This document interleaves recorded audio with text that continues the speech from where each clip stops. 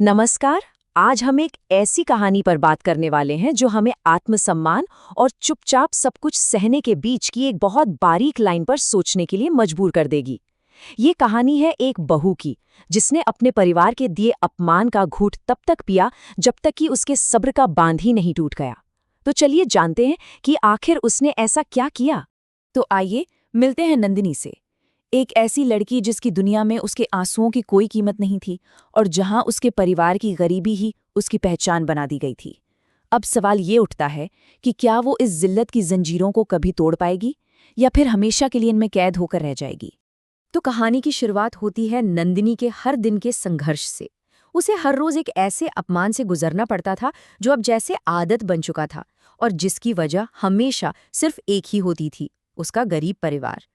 इस पूरी कहानी की जड़ है ये लेबल, गरीब मायके वाली बहू। ये सिर्फ कुछ शब्द नहीं थे, ये एक हथियार था जिसे उसकी सास उसे नीचा दिखाने के लिए, उसे ये याद दिलाने के लिए इस्तेमाल करती थी कि वो उस घर में एक बाहरी इंसान है। और ये ताने सिर्फ शब्द नहीं थे, ये सीधे दिल पर लगने वाले तीर थे। जरा सोचकर देखिए, एक सुबह आपसे गलती से चाय गिर जाए और हमदर्दी की जगह आपको ये सुनने को मिले, इसका पैसा क्या तेरे गरीब माँ बाप देंगे। ये छोटी सी घटना उन रोज रोज के जख्मों का एक सबूत थी जो नंदिनी को दिए जा रहे थे। लेकिन बात सिर्फ बातों तक ही नहीं रुकी। ये जुल्म धीरे धीरे बढ़ता गया और बहुत जल्द इस खेल में और भी खिलाड़ी शामिल हो गए, जिससे नंदिनी का अकेलापन और भी ज्यादा गहरा हो गया। और फिर कहानी में एंट्री होती है पारो की, यानी नंदिनी की ननद। वो अपने अमीर ससुराल की कहानियां सुना सुनाकर नंदिनी के घावों पर और नमक छिड़कती थी।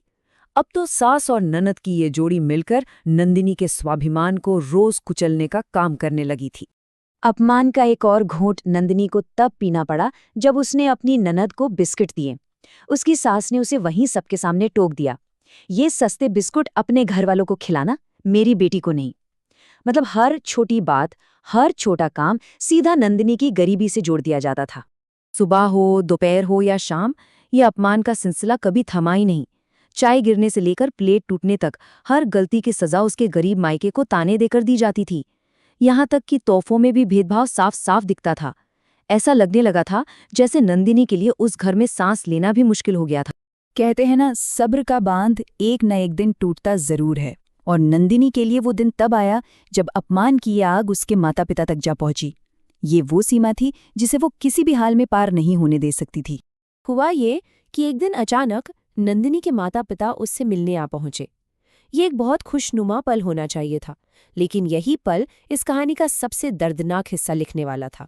जैसे ही उसके माता पिता सोफे पर बैठने लगे, नंदिनी के सास ने उन्हें रोक दिया। अरे, आप लोग नीचे बैठिए। ये सिर्फ बदतमीजी नहीं थी, ये जानबूझकर उनकी हैसियत का अपमान था। ये उनकी बेटी की गरीबी का सरेआम तमाशा बनाया जा रहा था। बस अपने माँ बाप की आंखों में वो बेबसी और अपमान देखकर नंदिनी के अंदर कुछ टूट गया। सालों से जो बहू चुपचाप सब सह रही थी, उसने उसी पल फैसला कर लिया, अब और नहीं, अब जवाब देने का वक्त आ गया था। और यहीं से कहानी एक ऐसा मोड़ लेती है जिसकी किसी ने कल्पना भी नहीं की थी। नंदिनी ने बदला लेने की ठानी, लेकिन तलवार से नहीं बल्कि अपनी समझदारी से। उसने फैसला किया कि वो अपनी सास को वही दर्द महसूस कराएगी जो उसने अब तक दूसरों को दिया था। ये सहानुभूति का एक ऐसा सबक होने वाला था जिसे वो कभी नहीं भूल पाती। नंदिनी की योजना बहुत सीधी लेकिन कमाल की थी। उसने कोई नया तरीका नहीं अपनाया, बल्कि अपनी सास के ही हथियार उन्हीं पर इस्तेमाल करने का फैसला किया।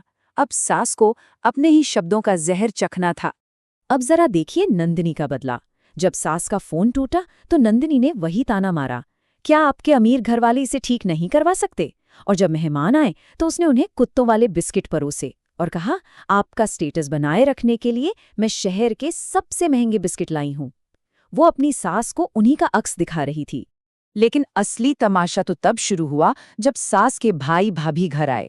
नंदिनी ने उनका स्वागत बदबूदार पानी और कुत्तों वाले बिस्कुट से किया, और बात यहीं खत्म नहीं हुई। खाने में 1 महीना पुराना खाना परोस दिया, और हर बार उसके पास वही जवाब था जो उसकी सास उसे दिया करती थी।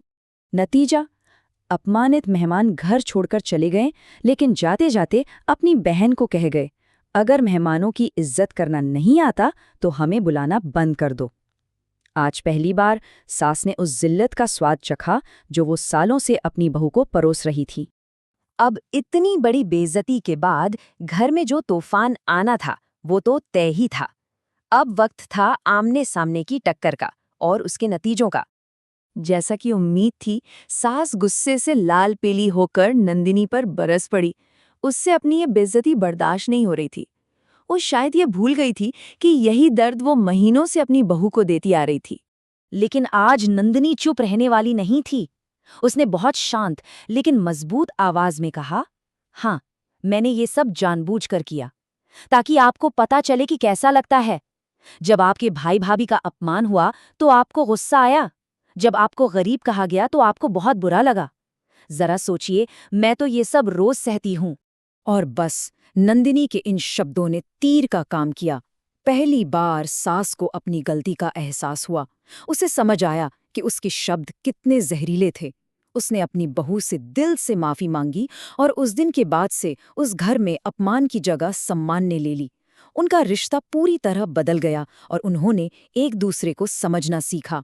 नंदिनी की कहानी हमें एक बहुत जरूरी सबक तो सिखाती है, लेकिन अपने पीछे एक सवाल भी छोड़ जाती है। सहनशीलता और स्वाभिमान के बीच आखिर वो कौन सी लकीर है जिसे हमें कभी पार नहीं होने देना चाहिए? चुप रहना कब तक सही है और कब आवाज उठाना जरूरी हो जाता है? शायद इस सवाल का जवाब हम सभी को अपने अपने अंदर खोजना होगा।